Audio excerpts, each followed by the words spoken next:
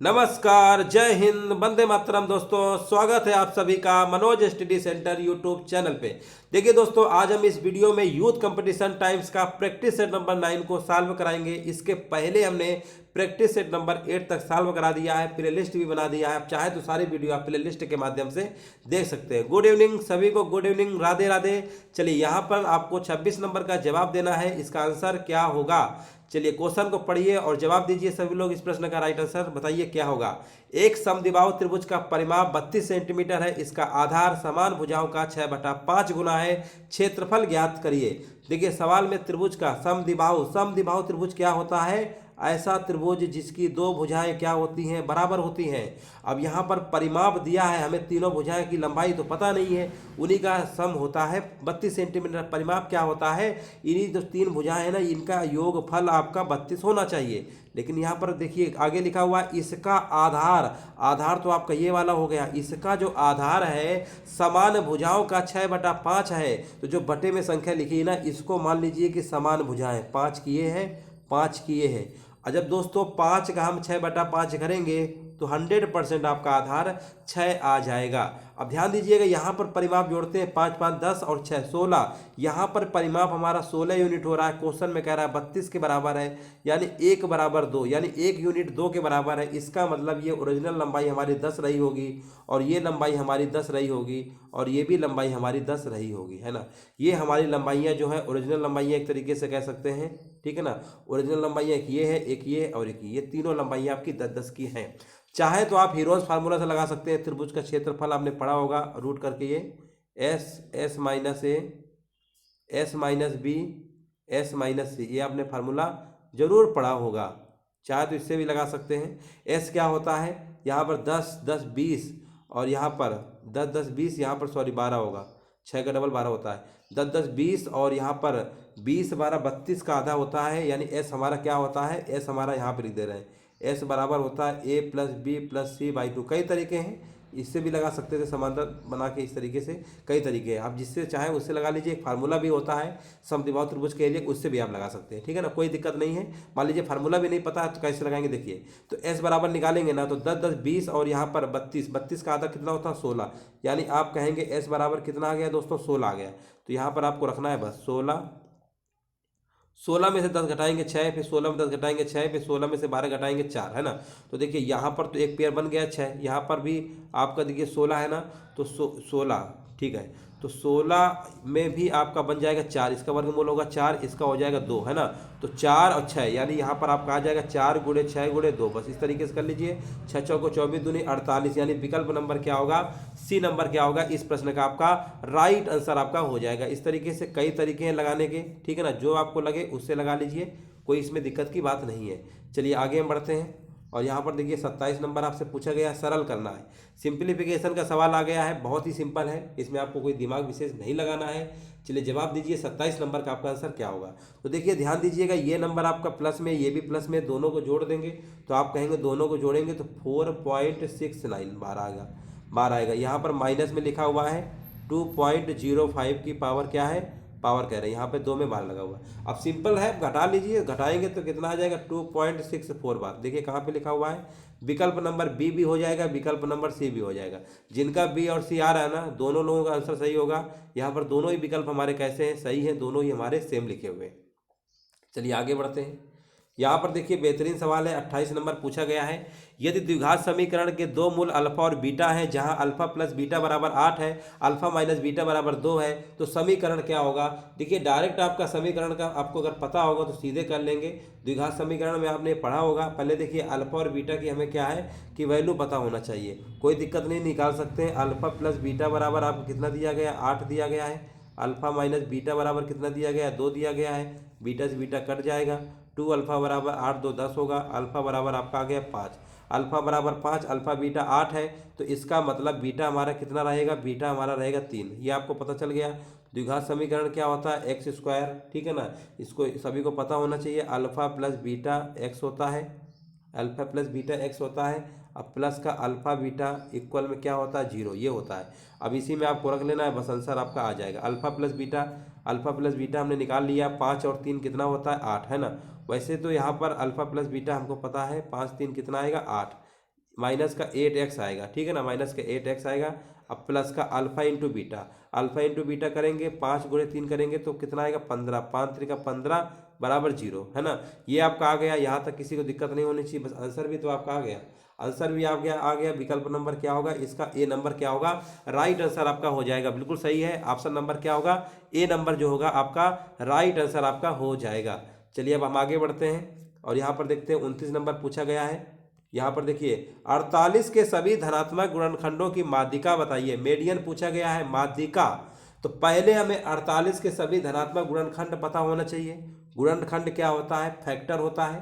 Factor का मतलब होता है कि 48 को ऐसे कितनी संख्याएं जो काट सकती हैं, तो आप कहेंगे 1 भी 48 काट सकता है, 2 भी काट सकता है, 3 भी काट सकता है, 4 भी काट सकता है, 6 भी काट सकता है ना, 8 भी काट सकता है, 12 भी काट सकता है, 16 भी काट सकता है, 24 भी काट सकता है, 48 भी काट सकता है। इतनी संख्याएं हैं जो 48 को काट सकती हैं, यही आपके गुणनखंड हो गए, फैक्टर हो गए। यहाँ पर संख्याओं को एक बार हम काउंट कर लेते हैं कितनी है, 1 2 3 4 5 6 7 8 9 10। 10 वाले केस में हमने आपको बताया है, ये तो ऑलरेडी हमारा आरोही क्रम में लिखा हुआ है, बढ़ते क्रम में कोई दिक्कत नहीं है। टोटल 10 संख्या है, इसका मतलब लेफ्ट से हमें 4 नंबर हटाने पड़ेंगे, 1 2 3 4, राइट से भी 4 हटाएंगे, यानी बीच में 2 संख्याएं बचेंगी। 6 और 8 कितना होता है 14, 14 में से 2 भाग कर 2 का भाग दे देंगे, आपका विकल्प क्या होगा, डी नंबर क्या होगा, राइट आंसर आपका हो जाएगा। चलिए आगे बढ़ते हैं। देखिए एज का सवाल है, लिखा हुआ है कविता, रजिता और हरिता की वर्तमान आयु का अनुपात 4:7:9 है। 8 वर्ष पहले उनकी आयु का योग 56 था, तो उनकी वर्तमान आयु कितनी होगी, ये आपसे पूछा गया है। चलिए इसको लगाइए सभी लोग और आंसर बताइए क्या होगा। देखिए बहुत ही सिंपल है, कोई इसमें आपको ज़्यादा दिमाग नहीं लगाना है, ठीक है ना। उनकी आयु का योग कितना है, यहाँ पर लिखा हुआ है 56 था, ठीक है ना, तो उनकी वर्तमान आयु, यहाँ पर ध्यान दीजिएगा, यहाँ पर एज इनका दिया गया है और 8 वर्ष पहले की बात हो रही है। अच्छा चलिए यहाँ पर देखिए 4:7, यहाँ पर हम एक तरीके लिख लेते हैं। चलिए यहाँ पर देखिए 4 कितना है था 7, 4:7:9 ये दिया गया है, ठीक है ना। और यहाँ पर ध्यान दीजिएगा 8, ये तो 8 साल पहले आपका 56 था, तो इसका मतलब 8 साल पहले अगर इनका योग 56 है, तो इसका ये मतलब हुआ कि वर्तमान कितनी रही होगी, तो 8 वर्ष मतलब तीनों की कम होगी ना, तो 8 8 कितना होता है 24, यानी 56 में से आपको 24 क्या कर देना, पहले से आपको क्या करना है, कम कर देना। क्योंकि देखिए ये हमारी 8 वर्ष पहले जो है इनकी उम्र का 56 है, अब कितनी होगी, अच्छा पहले का 56 है, तो 8 8 यानी 24 इनका जुड़ जाएगा, क्योंकि ये अनुपात हमारा वहाँ पर अनुपात जो है वर्तमान आयु को दिया हुआ है, तो ये भी हमें वर्तमान आयु चाहिए। ये 8 वर्ष पहले 56 के थे ना, अब 8 साल बाद यानी वर्तमान आएगा, तो वर्तमान में तीनों जोड़ेंगे, तो 6 4 10, 5 2 7 कितना होता है 8, 80 आ जाएगा, ठीक है ना। और यहाँ पर आप जोड़ेंगे कितना आएगा, 7 4 11, 11 9 20, यानी 20 यूनिट बराबर आपका आ गया 80, तो 1 यूनिट बराबर कितना आ गया 4, है ना। पूछा क्या गया उनकी, तो यहाँ पर देखिए उनकी पूछा गया है, तो 4 का मल्टीप्लाई यहाँ पे कर देंगे, तो 4 चौको 16 हो जाएगा, 4 सत्ते 28 हो जाएगा, और 4 नहीं है 36, 16 28 36 कहाँ लिखा हुआ है, विकल्प नंबर क्या होगा, 30 नंबर का आपका बी नंबर क्या होगा, राइट आंसर आपका हो जाएगा। उम्मीद है समझ गए होंगे, ठीक है ना। यहाँ पर बस इतना ध्यान रखना था, 8 साल पहले की दे रहा था 56, वर्तमान में तीनों का 8 8 बढ़ेगा यानी 24, तो टोटल हो जाएगा 80। यहाँ पर वर्तमान का 4 7 9 बराबर 20 बराबर 80, तो यहाँ निकाल सकते हैं। चलिए 31 नंबर देखिए, आपके सामने लिखा हुआ है, एक व्यक्ति 480 रुपये में 2 घड़ियाँ खरीदता है। एक घड़ी को 15% हानि पर, दूसरी को 19% लाभ पर बेच देता है। उसके बाद उसे ज्ञात होता है कि दोनों घड़ियाँ जो हैं एक समान मूल्य पर बेचा है। दोनों घड़ियों का क्रय मूल्य आपसे पूछा गया है। देखिए यहाँ पर आपको ध्यान ये देना है कि 480 रुपये लिखा हुआ है, तो दोनों घड़ियों को खरीदा है, 480 तो होना ही चाहिए। पहला विकल्प को जोड़िए, 200 280, तो आप कहेंगे 480 हो रहा है कि नहीं हो रहा है। इसको जोड़ेंगे 270 190 0 9 7 16, 9 7 16 होता है, 2 1 3 4 60, ये 480 तो आया ही नहीं, ये वाला विकल्प नहीं हो सकता है। इसको जोड़ेंगे तो यहाँ पर 485 आएगा, ये भी पॉसिबल नहीं होगा, और इसको जोड़ेंगे तो ये भी नहीं होगा। ऐसे प्रश्नों को आप ऑप्शन से ही उड़ा सकते हैं, और पहला ही विकल्प क्या होगा, 31 नंबर का राइट आंसर आपका हो जाएगा 31 नंबर का ए नंबर। देख रहे हैं ना कितना सिंपल था। चलिए यहाँ पर लिखिए, देखिए लिखा हुआ नीचे दिया गया एक दंड आरेख है। पिछले कुछ वर्षों में 3 कंपनियां हैं, अंबर पेपर मिल, मैक पेपर मिल और तनवीर पेपर मिल, जिनमें AMT से रिप्रेजेंट किया गया है और यहाँ पर आंकड़ों को दर्शाता है। प्रश्न का उत्तर आपको देना है, यहाँ पर आपको जवाब देना है राइट आंसर क्या होगा। प्रश्न को ध्यान से पढ़िए। पहली जो कंपनी है यहाँ पर AMT है ना, यानी यहाँ पर ध्यान दीजिएगा, पहली जो कंपनी A है, फिर M है बीच वाली, फिर T है। प्रश्न में ध्यान से पढ़िए, 5 वर्षों में किस कंपनी का औसत उत्पादन अधिकतम था, ये पूछा गया है, ठीक है ना। तो 5 वर्षों में पूछा गया है। तो पहले देखिए यहाँ पर लिखा हुआ है अंबर पेपर मिल, मैक पेपर मिल, तनवीर पेपर मिल। तो 5 वर्षों में अगर हम बात करते हैं, ठीक है ना, अंबर का, मैक का और तनवीर का, हमें तीनों को निकालना पड़ेगा अलग अलग। तो अंबर का निकालेंगे तो अंबर देखिए पहला वाला है, तो पहले वाले में यहाँ पर 30 हो जाएगा, यहाँ पर कितना हो जाएगा 45, ये 45 है ना इसके सामने, 30 45, और यहाँ पर आपका आएगा 25 है ना। और इसी प्रकार इसका निकालेंगे 50 है ना। सबको जोड़ेंगे और उसका एवरेज निकालेंगे। तो एक हम निकाल दे रहे हैं पहले, अंबर पेपर मिल पहला वाले जो आपका ग्राफ बना हुआ है वही आपका अंबर पेपर मिल है, याद रखिएगा। तो अंबर का निकालते हैं तो पहले नंबर पे कितना आएगा 30 आएगा, अंबर का निकालना है A का, ठीक है ना, A का 30 अब प्लस दूसरे नंबर पे देखिए यहाँ पर कितना है 45 है, सभी को दिख रहा होगा, क्लियर है, 45 है। इसके बाद आप कितना है 25 है, 25 के बाद देखिए कितना है 50 है, फिर लास्ट में कितना है 40, ये देखो लास्ट में 40 है। सबको जोड़िए और टोटल कितनी है 5 है, भाग दे देंगे तो आपको कितना आएगा, यहाँ पे जोड़ लेंगे और 5 से भाग देंगे तो यहाँ पर आ जाएगा 0 0 0 5 5 10, यहाँ पर 14 5 190 आएगा। 190 में से दोस्तों 5 से भाग कर देंगे तो आप कहेंगे 38 है, कितना आएगा 38। ये बात क्लियर हो गई आप सभी को, 38 हमारा आ गया, यानी अंबर का निकाल लिया है। अब हम निकालेंगे मैक पेपर का, तो मैक यानी बीच वाला, ये वाला बीच वाला, ये बीच वाला। तो पहले ध्यान दीजिएगा 25 है, मैक का निकालना है, ठीक है ना, मैक का M का। तो पहले कितना है 25 है, फिर आपका 35 है, 25 35 हो गया, फिर से 35 है, और फिर से 40 है, और फिर से आपका 50 है। टोटल 5 है, इसमें भी 5 कंपनियां हैं, भाग दे देंगे तो यहाँ पर आपका आएगा, जोड़ेंगे तो 185 आएगा। 185 में से 5 से भाग कर देंगे तो आप कहेंगे 37 आ जाएगा, ठीक है ना। अब इसी प्रकार अब आपको निकालना पड़ेगा यहाँ पर तनवीर का, यानी T का। तनवीर का निकालेंगे तो तनवीर लास्ट वाला है, यहाँ पर देखिए 35 है, यहाँ पर देखिए 40 है ना। ऐसे इसको भी जोड़ना पड़ेगा, बस कैलकुलेशन है और कुछ नहीं है। 35 40 है, 45 है, 35 है, और लास्ट में कितना, एक बार और हमारा 35 है, ठीक है ना।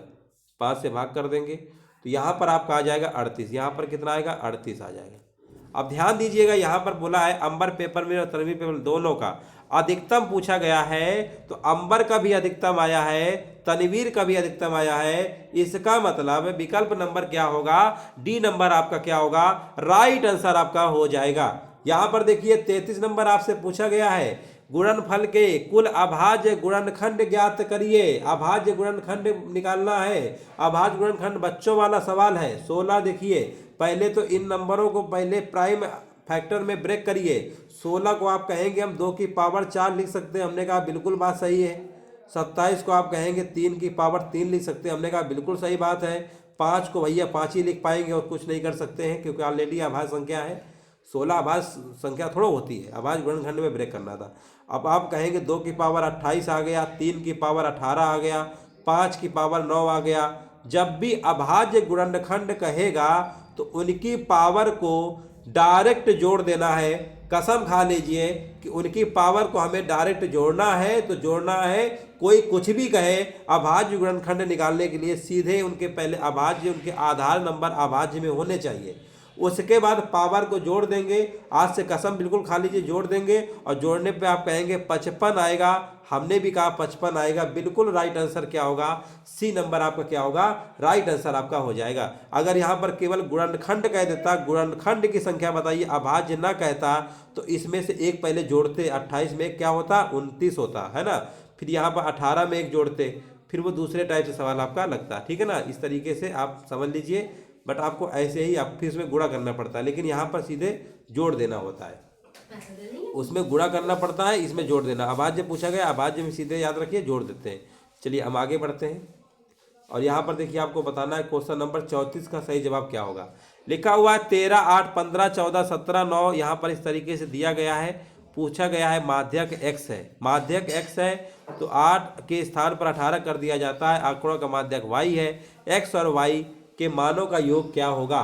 देखिए सबसे पहले इसको हम क्या करेंगे, सबसे पहले हम इसको क्या करेंगे, 13 18 इस तरीके से 13 8 15 लिखा हुआ है ना, 13 8 15 इनको हम पहले आरोही क्रम में लिख लेते हैं, आरोही क्रम में लिख लेते हैं। पहले आपका आएगा 8 आएगा, फिर 9 आएगा, फिर 13 आएगा, फिर 13 आएगा, है ना। इस तरीके से आपको 14 देखिए कितनी बार है, 14 हमारा 4 बार है, 1 2 3 4, 14 हमारा 4 बार है।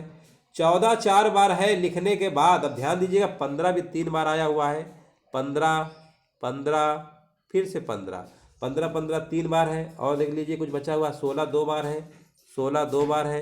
इसके बाद आपके 17 2 बार है ना। इतना आपने कर लिया, इतना समझो कर लिया तो कोई आपकी दिक्कत नहीं है। टोटल पहले इनको हम काउंट कर लेते हैं कितने हमारे नंबर आते हैं, ठीक है ना। टोटल कितने नंबर है काउंट कर लेते हैं। तो यहाँ पर एक बार काउंट कर लेते हैं, 1 2 3 4 5 6 7 8 9 10 11 12 13 14 15 15 यानी विषम को बता रहा है। और विषम का मतलब आप सभी को पता है, विषम का मतलब होता है 7 लेफ्ट से हटाइए 7 राइट से हटाइए, बीच वाला नंबर होगा यानी 8वां पद होगा। 8वां देखिए कौन सा है, पहला दूसरा तीसरा चौथा पांचवा छठवां सातवां आठवां। 8वां का मतलब यहाँ पर कौन सा आया है, 14 आया है, ठीक है ना। तो यहाँ पर क्या आया है, 14 आया है। तो यहाँ पर इसका जो होगा आंसर जो होगा, यहाँ पर माध्यक क्या है 14, यानी ये 14 आपका आ गया, ठीक है ना। लिखा हुआ है 14 यानी यहाँ पर 14 का माध्यक x है, यानी x की वैल्यू एक तरीके से कह सकते हैं। x की वैल्यू हमको पता चल गई 14 है। अब हुआ क्या, 8 के स्थान पर 18 कर दिया गया, 8 के स्थान पर क्या कर दिया गया 18। जब ये 8 यहाँ से हटेगा 18 यहाँ लास्ट में आ जाएगा। आरोही क्रम में लिखेंगे ना तो 18 यहाँ लेफ्ट साइड थोड़ा रहेगा तो पहुँच जाएगा, आखिरी में पहुँच जाएगा क्योंकि बड़ा नंबर है ना। अब आप कहेंगे इसका माध्यक y है, तो अभी भी नंबर हमारे कितने हैं दोस्तों, अभी भी नंबर आपके कितने हैं 15 हैं। लेकिन अब अगला जो नंबर एक अंक यहाँ खिसक जाएगा यानी अब आएगा 15, यानी आप ये कह सकते हैं y बराबर माध्यक जो होगा 15 आएगा। प्रश्न में इन दोनों का योग पूछा गया है, 14 15 जोड़ेंगे आप कहेंगे 29 होगा। बिल्कुल राइट आंसर है, 34 नंबर का क्या होगा, बी नंबर आपका राइट आंसर आपका हो जाएगा। देखिए बेहतरीन सवाल है 35 नंबर। एक बैठक में सदस्यों में से 4/25 महिलाएं थी, सदस्यों का कितना प्रतिशत था। ये कोई सवाल है, कभी कभी मजाक कर देते हैं सवाल। देखिए परसेंटेज ही तो निकालना है, बस 100 से मल्टीप्लाई कर दीजिए, आपका आंसर आ जाएगा 25 चौको 100 यानी 16% क्या होगा, बिल्कुल राइट आंसर आपका हो जाएगा विकल्प नंबर सी। यहाँ पर देखते हैं 36 नंबर देखिए लिखा हुआ है, भाग के एक प्रश्न में भाजक भागफल का 10 गुना है एवं शेष फल का 5 गुना है। यदि शेष फल 46 है तो भाज्य क्या होगा। ऐसे सवालों को देखिए ध्यान रखिए कैसे लगाते हैं, बहुत ही सिंपल सवाल होते हैं। देखिए सबको पहले इस तरीके से आपको पता होना चाहिए, ये आपका भाजक होता है, ये आपका भाज्य होता है, ये आपका भागफल होता है और नीचे आपका शेषफल आता है। यह सभी को पता होगा, नहीं पता है। अब भाज्य बराबर फार्मूला क्या होता है, भाजक गुणे भागफल प्लस शेषफल होता है। ये फार्मूला आपने पढ़ा होगा। ये 4 चीजें कम से कम भाग के सवाल में जानकारी होनी चाहिए। अब यहां पर देखिए भाजक भागफल का इतना, क्वेश्चन में देखिए दिया क्या है, दिया है शेषफल। इसका मतलब इसकी वैल्यू हमें 46 दी गई है। अब प्रश्न को ध्यान से पढ़िए, कह रहा भाजक जो है भागफल का 10 गुना है, तो भाजक भागफल का, भागफल तो हमको पता ही नहीं है, इसको भी छोड़ दो।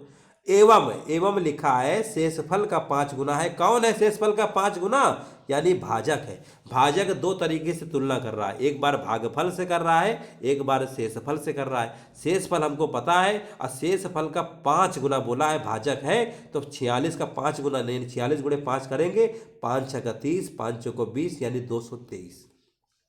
230 हमारा भाजक हमको पता चल गया, शेषफल क्वेश्चन में दिया था, इससे हमने पता कर लिया शेषफल का 5 गुना भाजक है। अब बोला है कि भागफल का 10 गुना है, इसका मतलब अब हमें इसका ये 10 गुना है तो भागफल कितना होगा, इसी में 10 से भाग कर दो तो आप कहेंगे 23 होगा। देखिए तभी तो इसका 10 गुना आपका 230 होगा कि नहीं होगा, तो 10 का भाग इसमें दे दो तो आपका भागफल निकल आएगा, उल्टा कर दीजिए। अब आपको देखिए भाजक भी पता है, भागफल भी पता है, शेषफल भी पता है, तो क्या आप भाज्य नहीं निकाल पाएंगे, बिल्कुल निकाल लेंगे। भाज्य बराबर भाजक गुणे भागफल, यानी 230 गुणे 23 करेंगे और प्लस का शेषफल जोड़ देंगे 46। कैलकुलेशन है, कैलकुलेशन कर लीजिएगा, आपका आंसर जो है आ जाएगा। ठीक है ना, आंसर आपका आ जाएगा। यहाँ पर 5336 आएगा। कैलकुलेशन कर लीजिएगा। विकल्प नंबर क्या होगा? डी नंबर आपका राइट आंसर आपका हो जाएगा। आगे हम बढ़ते हैं। यहाँ पर देखिए पूछा गया है 37 नंबर, आंकड़ों के लिए कौन सा सही है? माध्य माध्यिका इस तरीके से दिया गया है, चलो निकाल लेते हैं। -21054 इस तरीके से लिखा गया है। सबसे पहले देखो क्वेश्चन को ध्यान से पहले पढ़ते हैं अच्छे से, है ना, तभी आप अच्छे से कर पाएंगे। देखिए एक तरीके से आप इस क्वेश्चन को थोड़ा ध्यान से देखिए। पूछा क्या गया है, कौन सा सही है? तो यहाँ पर देखिए बहुलक, अगर हम बहुलक की बात करते हैं, माध्य की बात करते हैं, माध्यिका की बात करते हैं, तो बहुलक में देखिए यहाँ पर 5 जो है, 5 कितनी बार आया हुआ है? 1 2 3। तो यहाँ पर अगर हम बात करते हैं तो बहुलक तो आपका हो जाएगा यहाँ पर 5, है ना। बहुलक क्योंकि फ्रिक्वेंसी इसकी 3 बार आई है, तो बहुलक तो 5 हो गया। और यहाँ पर अगर हम बात करते हैं बहुलक तो 5 है हमारा, कोई इसमें दिक्कत की बात नहीं है। ठीक है, और या तो इसको पहले एक बार ऐसा करो, आरोही क्रम में पहले इसको लिख लेते हैं, है ना। आरोही क्रम में पहले इसको लिख लो, तब लगाते हैं। -2 आएगा, फिर 0 आएगा, 1 आएगा, 2 आएगा, 4 आएगा, इसके बाद 5 आएगा, फिर 5 आएगा, फिर 5 आएगा, फिर 7 आएगा, फिर 11 आएगा, फिर 12 आएगा। ये हमने कर लिया। अब माध्यिका की अगर हम बात करते हैं, माध्यिका देखिए कैसे निकालते हैं। टोटल नंबर कितने हैं? 1 2 3 4 5 6 7 8 9 10 11 है, यानी 5 नंबर इधर हटाइए। 1 2 11 है ना, सही तो भाई। 3 4 5, यानी ये आ गया। तो कुल मिला के माध्यिका जो हमारी दोस्तों आ रही है वो भी हमारी कितनी आ रही है? 5 आ रही है। बहुलक भी हमारा 5 आ रहा था। तो माध्यिका बराबर बहुलक, यानी बी विकल्प नंबर जाएगा यहाँ पर बी नंबर के साथ, है ना। विकल्प नंबर जाएगा यहाँ पर बी नंबर के साथ। बी नंबर क्या होगा? आपका राइट आंसर आपका हो जाएगा। आगे हम बढ़ते हैं। 38 नंबर देखिए, एक समलंब चतुर्भुज का क्षेत्रफल दिया गया है, इसका शीर्ष लंब दिया गया है, एक भुजा। देखिए समलंब चतुर्भुज पहले आपको हम बना के दिखा देते हैं, इस तरीके से बनता है। यहाँ पर क्षेत्रफल दिया गया है, शीर्ष लंब, यानी शीर्ष लंब ये कह सकते हैं, हाइट कह सकते हैं, ये आपकी 7 सेंटीमीटर दी गई है। बोला है कि समांतर भुजाओं में से एक भुजा दूसरे से 6 सेंटीमीटर अधिक लंबी है। अगर ये x है तो ये x प्लस कितनी है? 6, यही बोलना है। इसका एरिया का फार्मूला क्या होता है? 1/2, दोनों भुजाओं का योग होता है, दोनों को जोड़ देंगे तो कितना आपका आ जाएगा? यहाँ पर जोड़ेंगे तो 2x + 6 हो जाएगा, इंटू हाइट होता है, हाइट यहाँ पर 7 है, बराबर एरिया क्वेश्चन में दिया गया 105। 7 एक कम 7, 7 पन्ना 35, 15 आएगा। 2 को यहाँ पर गुणा भी हो जाएगा, 2x + 6 बराबर 15 दूनी 30, तो 2x बराबर आपका 24, x बराबर कितना आएगा? 12। 12 आ गया। तो लंबी भुजा की लंबाई पूछा गया, तो 12 6 कितना होता है? 18, है ना, सिंपल है। तो 12 6 कितना होगा? 18। x + 6 है ना, 6 और जोड़ देंगे तो आपका आंसर हो जाएगा। विकल्प नंबर क्या होगा? डी नंबर आपका राइट आंसर आपका हो जाएगा। यहाँ पर देखते हैं, देखिए 39 नंबर बहुत ही सिंपल है।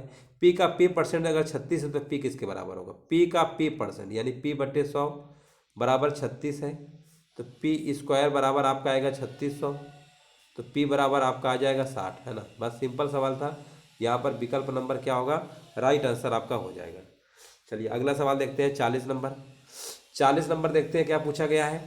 पूछा क्या गया है, लिखा हुआ है 2014 15 16 एक कंपनी है, 3 वर्ष की बिक्री का विवरण दिया गया है। 2014 2016 में कितना अंतर रहा है?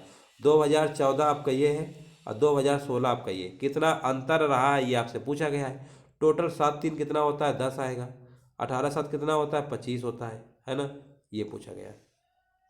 इतना आप कर लेंगे, ठीक है। अब देखिए ध्यान से देखिए, यहाँ पर आपको करना क्या है, करना कितना % अंतर रहा? 10 से 25 बढ़ गया, कितना बढ़ा है? 15 बटे कितना आएगा? 10 × 100। बस कैलकुलेशन थी और कुछ नहीं थी।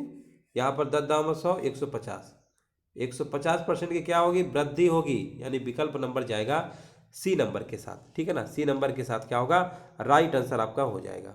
41 नंबर देखिए, यहाँ पर लिखा हुआ है कि मूल्य कैसे हैं, विविक्तर आपको निकालना है। डी बराबर b² - 4ac आपको निकालना है, बस b² - 4ac, है ना, ये आपको निकालना है। तो b कितना है यहाँ पे? 2 दूनी 4 माइनस यहाँ पर 4, a की वैल्यू 2 और 5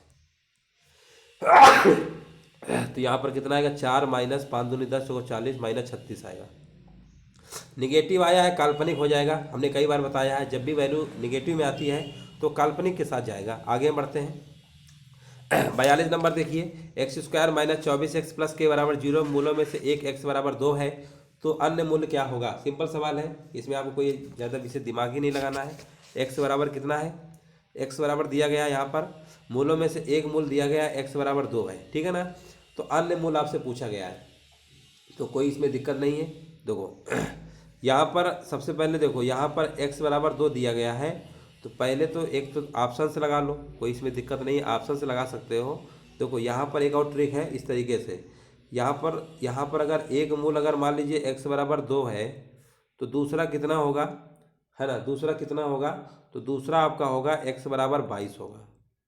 क्योंकि देखिए दोनों को अगर हम 22 और 2, ठीक है ना, यहाँ पर देखिए यहाँ पर कितना है x प्लस के, तो यहाँ पर 22 होगा अगर, तभी तो 24 हमको लाना है, ठीक है ना। तो ये माइनस माइनस में रहेंगे ना दोनों, तभी तो माइनस 24 आएगा। माइनस 24 कैसे आएगा, जब x माइनस एक्स प्लस 2 इस तरीके से आपका होगा ना, x बराबर 2 है, एक मान लो x माइनस 2 रहा होगा, एक x माइनस 22 रहा होगा, तभी तो x बराबर 2 22 आएगा। तो एक तो आप ऐसे ही पता करके लगा सकते थे, या आपको अगर सॉल्व करना है, ठीक है ना, क्योंकि 24 तभी आ सकता है जब एक 2 है एक 22 होगा, 22 2 जोड़ेंगे तभी तो आपको 24 बन पाएगा, और किसी नंबर से बन ही नहीं पाएगा, और दोनों ही प्लस के नंबर होंगे, ठीक है। एक तो तरीका आपके पास है, लेकिन अगर आपको लगाना चाहते हैं तो लगाने के भी प्रोसेस हम आपको बता दे रहे हैं। पहले इस समीकरण में x बराबर 2 रखिएगा, x बराबर 2 रखेंगे तो k की कुछ ना कुछ तो वैल्यू निकल के आएगी, k की जो वैल्यू निकल के आ जाएगी, फिर से क्या करना, इसी समीकरण में फिर से रखना, ठीक है ना, k की जो वैल्यू हमको पता चल जाएगी तो उससे फिर x निकाल लीजिएगा, तो भी आप ऐसे भी लगा सकते हैं, ठीक है। चलिए आगे बढ़ते हैं। देखिए यहाँ पर एक हमारा ग्राफ इस टाइप का दिया गया है, थोड़ा सा जूम कर देते हैं, क्वेश्चन को अच्छे देखिए। यहाँ पर इस तरीके से बना हुआ है, सब थोड़ा सा डार्क जरूर हो गया है फिगर, है ना। तो 2009 में मोटरसाइकिलों की रंग के अनुसार कुल बिक्री 10,000 थी, तो हरे रंग की तुलना में पीले रंग की मोटरसाइकिल कितनी अधिक बेची गई। हरा और पीले की बात हो रही है ना, हरे और पीले की बात हो रही है। तो देखिए हरे रंग की पहले हम बात करते हैं मोटरसाइकिल, तो हरे रंग की देखिए थोड़ा सा हम आपको जूम कर दे रहे हैं, और हरा रंग देखिए आपका हरा रंग जो है यहाँ पे 8% है, ये ग्रीन लिखा हुआ है ना, ग्रीन, यहाँ पे ग्रीन कितना लिखा हुआ है, ये 8% लिखा हुआ है। कितना है, ग्रीन यानी हरा 8% है, ठीक है ना, 8% हम यहाँ आपको लिख के दिखा दे रहे हैं, 8% है ग्रीन का है, ठीक है। और इसके बाद अगर हम बात करते हैं पीले रंग की बात करते हैं, तो पीले रंग में कितना है, पीले रंग का देखिए कितना है, पीला कहाँ है, येलो यानी पीला, ये 10% है, उसका 8% है। 10 8 का डिफरेंस निकालेंगे, अंतर पूछेगा, 10 8 का अंतर कितना होता है 2%, है ना। तो 10,000 का क्या करना है आपको, 2% निकाल लेना है, ठीक है ना। 10,000 क्या करना है, 2% निकाल लेना है, टोटल 10,000 है ना, अंतर पूछा गया था कितनी अधिक बेची गई, तो यहाँ पर निकाल लीजिए 10,000 का 2%, 0 0 कट गया, यानी यहाँ पर आपका आ जाएगा 200, है ना। तो कितनी अधिक बेची गई, 200 बेची गई, बस विकल्प नंबर क्या होगा, ए नंबर आपका राइट आंसर आपका हो जाएगा। यहाँ पर देखते हैं अगला प्रश्न आपसे पूछा गया है, यहाँ पर क्वेश्चन को ध्यान से देखिए और जवाब देना है। यदि निम्नलिखित आंकड़ों का बहुलक 52 है तो x का मान क्या होगा। देखिए ये बहुलक है और ये जो x माइनस 3 लिखा है ना, इसी के बराबर कर देते हैं, बस सिंपल है। जो बहुलक दिया हो और वही जो x की वैल्यू दिया हो उसी के बराबर कर दीजिएगा, तो x बराबर आपका 55 हो जाएगा। इस टाइप के प्रश्नों को ऐसे ही लगाते हैं। एक बार तो प्रश्न ऐसे ही पूछ लिया गया था, यहाँ पर सिर्फ x दिया था तो उसका आंसर भी सीधे आपका 52 ही हो जाएगा, है ना। यहाँ पर कुछ घटाना बढ़ाना देता है ना, तो उसको भी सॉल्व करना पड़ता है इसके बराबर करके। आगे हम बढ़ते हैं। लिखा हुआ है 160 रुपए में 90 चॉकलेट बेचने पर एक चॉकलेट व्यापारी को 20% की हानि होती है। 20% का लाभ कमाने के लिए उसे 96 रुपए में कितनी बेचनी चाहिए। 160 रुपए में 90 चॉकलेट की बात हो रही है। एक चॉकलेट की कीमत कितनी आएगी, हमने कहा एक चॉकलेट का सीपी बताइए बेचने पर, है ना, हानि होती है। तो एक चॉकलेट का विक्रय मूल्य कितना होगा, एक चॉकलेट का विक्रय मूल्य आपका हो जाएगा 160/90। ये बात आपको क्लियर हो गई। 160 बटे कितना आएगा, 90 आएगा, यानी 0 0 भी काट सकते हैं। यहाँ पर आपका आ गया 16/9, है ना। अब यहाँ पर ध्यान दीजिएगा, यहाँ पर तो आपका आ गया 16/90। प्रश्न में क्या दिया गया है, लिया गया है 20% की हानि होती है। इसका मतलब ये वैल्यू 80% की दी गई है। 80% बराबर 16/9 प्रश्न में पूछा क्या गया है, 20% का लाभ यानी 120% की वैल्यू आपसे क्वेश्चन में पूछ रहा है। तो आप कहेंगे 16/9 लिखेंगे, बट्टे में 80 तो आएगा ही, इंटू 120 हो जाएगा। अब आपको देखिए कैसे करना है साल में, देखिए इतना आपने कर लिया, कोई इसमें दिक्कत नहीं होनी चाहिए, ठीक है। चलिए अब इसको हम ऐसा करते हैं, 0 0 पहले काट लेते हैं, ठीक है। यहाँ पर देखिए 96 रुपये पूछा गया है, यानी ऊपर हमें वैल्यू 96 बनाना है। तो ऐसा करते हैं, इसको 2 से काट लेते हैं, 2 अट्ठे 16 और 2 चौको 8, है ना। तो 12 अट्ठे कितना होता है 96, और अब नहीं काटेंगे, 4 नहीं है कितना होता है 36। अब हम ये कह सकते हैं कि 96 रुपये में कितनी चॉकलेट बेचेगा 36। इस तरीके से आपको थोड़ा सा लॉजिक सोचना रहता है जब भी इस टाइप के सवाल होते हैं ना, कि 96 रुपये में कितनी बेचे इतने, तो ऐसा ही ऊपर नंबर आपका ब्रेक हो जाएगा। और कोशिश करिए कि 96 आपको ऊपर रखना है, उसको हर हालत में 96 रहने देना है, और जितना नीचे आएगा ना वही आपकी चॉकलेट की संख्या हो जाएगी। विकल्प नंबर क्या होगा, बी नंबर आपका राइट आंसर आपका हो जाएगा। देखिए बहुत ही सिंपल सवाल है, यहाँ पर आपको बताना है 46 नंबर का आंसर क्या होगा। लिखा हुआ है एक चीनी खपत 12 किलोग्राम से बढ़कर 15 किलोग्राम हो जाती है, 12 से 15 हो गई, 3 बड़ी, बटे में आएगा 12 इंटू 100। कितना सिंपल है, 3 एकम 3, 3 चौको 12, यानी 25%। बस सिंपल सवाल था। 25% क्या होगा, विकल्प नंबर क्या होगा, सी नंबर इसका राइट आंसर आपका हो जाएगा। वह छोटी छोटी संख्या ज्ञात करिए जो 6, 8, 12 से पूर्णतः विभाजित हो जाती है। एलसीएम निकाल लीजिए, सिंपल है, एलसीएम इसका 48 हो जाएगा, बस सिंपल है, 48 एलसीएम आ जाएगा। आगे हम बढ़ते हैं। 2 अंकों की संख्या के अंकों का योगफल 5 है। यह जब संख्या के अंक पलट दिए जाते हैं, संख्या 9 कम हो जाती है, 9 कम हो जाती है, ठीक है ना। कई बार हमने बताया है, देखिए अंकों का योगफल 5 तो सभी में आ रहा है, संख्या 9 कम हो जाती है, इसका मतलब 9 कम हो जाती है तो उनकी, हमने बोला 9 कम कहेगा, ये तो 18 कम कहता है, ये 27 कम कहता है, या 36 कहता है, इस तरीके से सवाल कहता है। ये तो 45 बोले कम हो जाती है, तो 9 कहेगा तो उनके डिजिट में अंतर 1 डिजिट का होता है। 18 कहेगा तो 9 का भाग 18 में देंगे, भागफल 2 आएगा, 9 दूनी 18, यानी उनके जो संख्या होगी उनकी डिजिट में अंतर 2 का होगा। 27 कहेगा कम हो जाती है, अगर यहाँ पे 27 लिखा होता तो उस संख्या के जो अंक होंगे उनमें 3 डिजिट का अंतर होगा। हमने सीधे बताया 9 का भाग दे दिया करिए, जितना भागफल है उतना डिजिट का अंतर उसमें होता है, सीधी सी बात है। 9 का भाग 9 में देंगे, भागफल 1 आएगा, अंतर 1 का होना चाहिए, ये वाला विकल्प तो कभी नहीं होगा, है ना। हमने कई बार बताया ऐसे प्रश्नों को आपको ऑप्शन से ही लगाना है। 1, 4 में अंतर 3 का है, ये भी नहीं होगा, हाँ ये तो ये वाला होगा तो ये वाला होगा।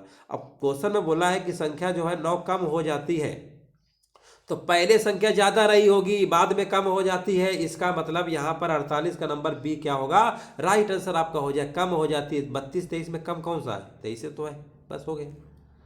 अगला सवाल देखिए, वृत्त की परिधि पाई डी है, उसका क्षेत्रफल क्या होगा। वृत्त की परिधि क्या होती है, 2πr, यही आपका पाई डी के बराबर दिया गया है।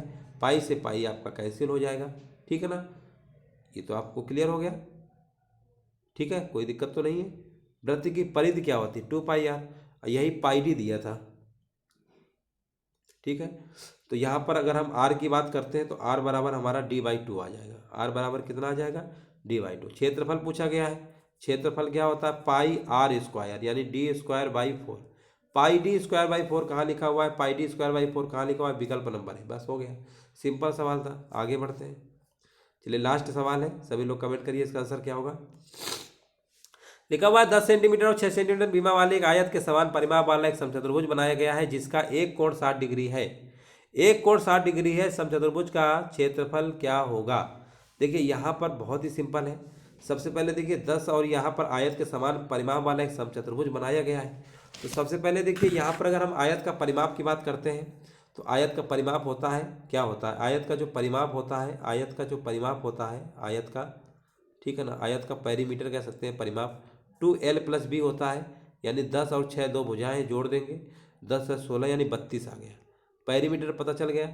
अब यहाँ पर समचतुर्भुज बनाया गया है इस तरीके से, है ना, समचतुर्भुज आपका इस तरीके से मान लो बनाया गया है। अब ये एंगल मान लो 60 डिग्री बताया गया, एक कोण 60 डिग्री का है, ठीक है।